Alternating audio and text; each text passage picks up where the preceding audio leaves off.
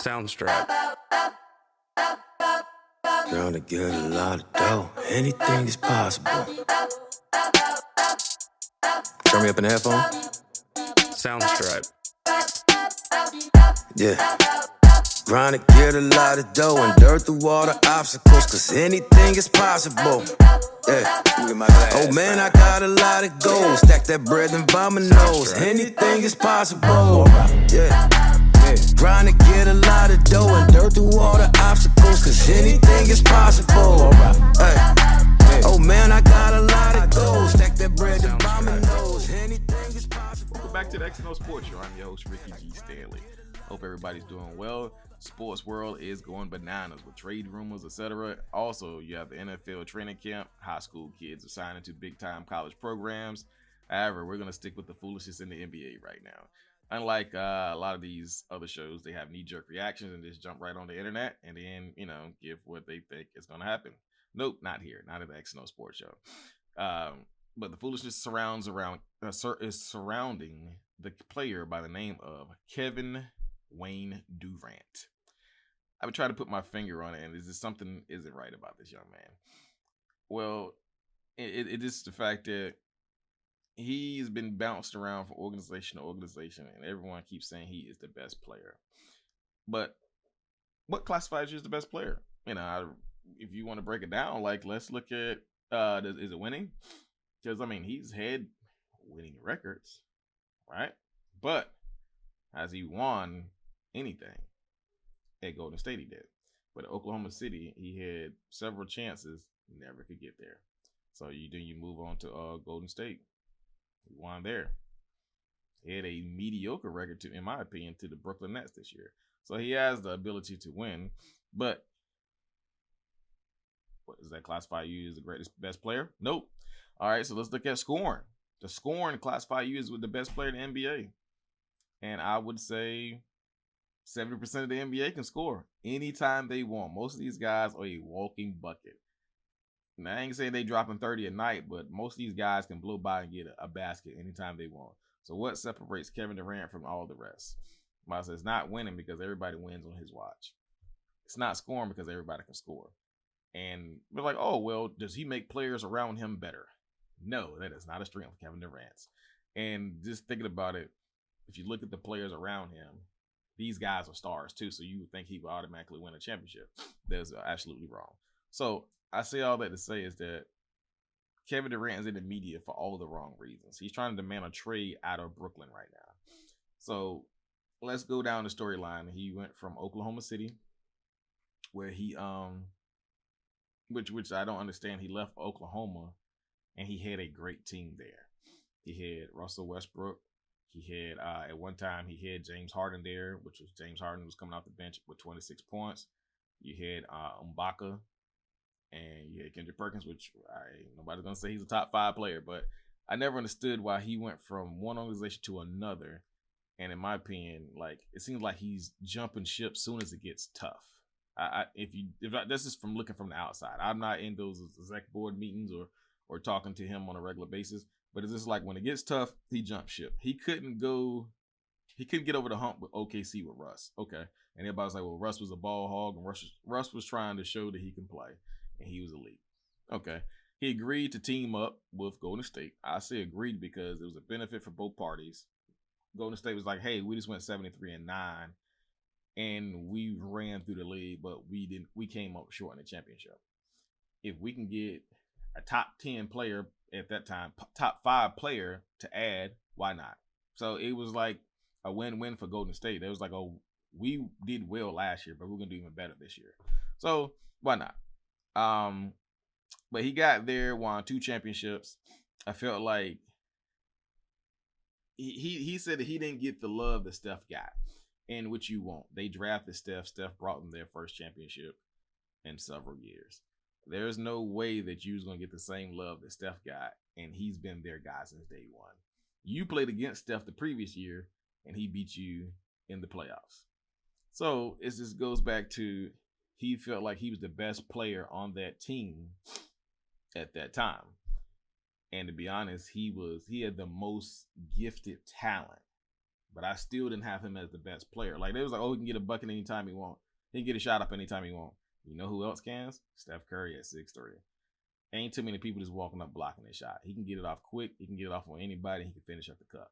Now, it's like, oh, well, he can finish the big games. I mean, sometimes Steph is a smaller player. He gets tired. I mean, it's not an excuse, but I mean, it happens. Same thing with Kevin Durant and other players like LeBron. When he gets tired, what happened to LeBron free throws? They clank off the back of the rim. So he like I said, he has the physical gifts. However, I would take Steph Curry over Durant just because of his mentality. I feel like Kevin Durant has all the gifts if you look at him from the outside, but inside, he is soft as cotton when it comes to mentality. So it's just, I'm like I said, I'm just looking at him, and I'm just like, you went from, okay, so we're going from OKC, then went Golden State, which is a winning organization, before you got there, and y'all continue to win. And then you leave to go to Brooklyn.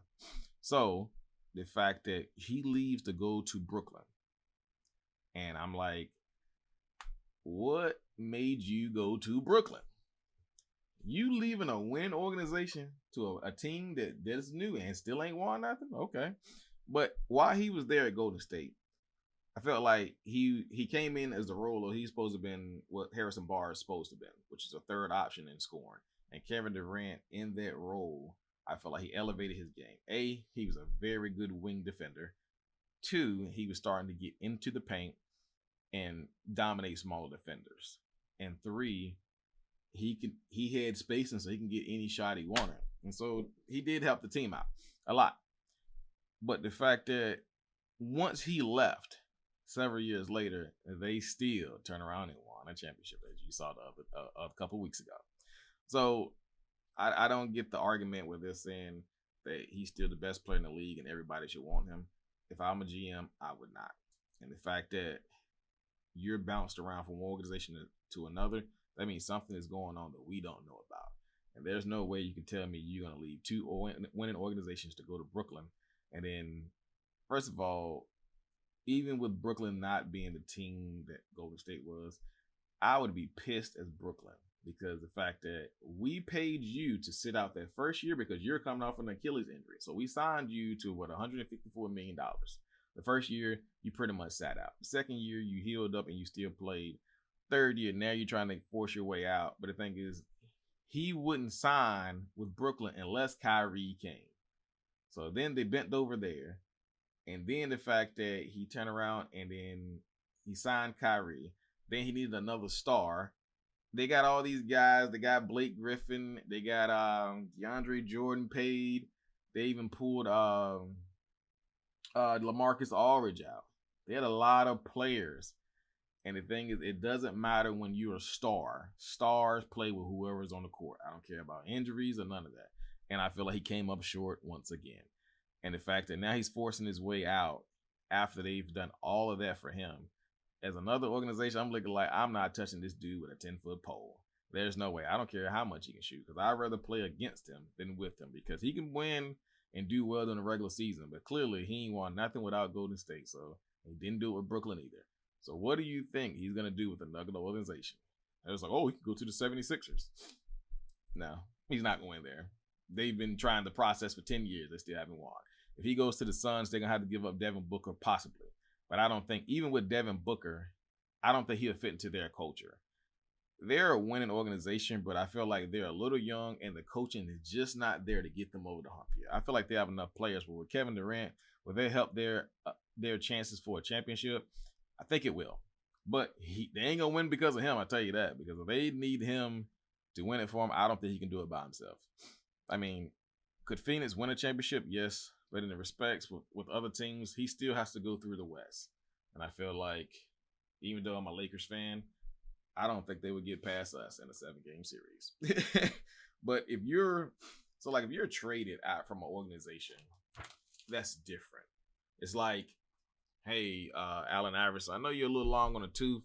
We got to get you up out of here. We're about to rebuild and get everybody up out of here off these books. If you're traded from an organization, that's different. But when you demand a trade and you force, hey, I want to go here or I want to go there or I'm not going to play, I don't think that's good for basketball.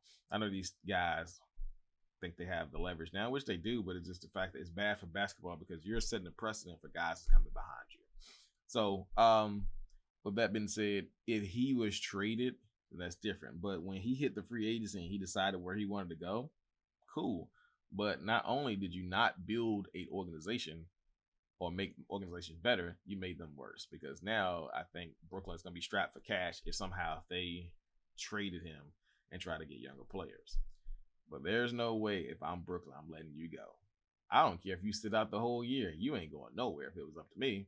Just because I'm going to teach you a lesson that you're not going to screw my organization. So players like Durant, Harden, Kyrie, all forcing their way out, I feel like that's weak. And it's bad for basketball and for people that say like, oh, well, I told him his legacy is over. If you don't think his legacy is over, that's fine. And Kevin Durant said he doesn't care about that or he just want to play basketball. If that's the case, and you just want to play basketball, you can go get Kyrie, James Harden, and whoever, and go play at Rucker Park for free. Because if you're getting paid a lot of money to play basketball in the NBA, at least have some type of etiquette about it. But in due time, we'll see. But as for time, this is mine. I'm your host, Ricky G. Stanley, and I am Soundstripe. out of here. Trying to get a lot of dough. Anything is possible. Turn me up in the headphone. Soundstripe. Yeah. Trying to get a lot of dough and dirt through all the obstacles, cause anything is possible. Yeah. Oh man, I got a lot of goals. Stack that bread and by my nose. Anything is possible. Yeah. Trying to get a lot of